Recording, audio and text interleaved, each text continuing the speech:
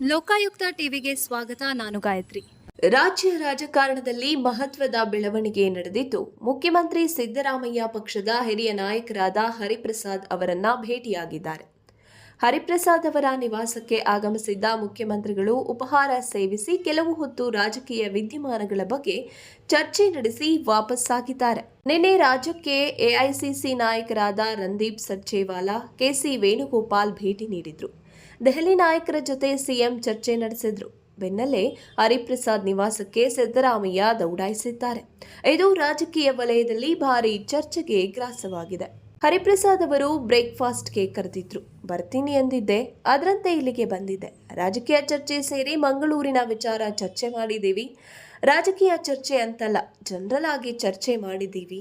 ಅದರಲ್ಲಿ ಮಂಗಳೂರು ವಿಚಾರ ಚರ್ಚೆಯಾಗಿದೆ. ಅಲ್ಲಿಗೆ ಸೌಹಾರ್ದತೆ ಬರಬೇಕು.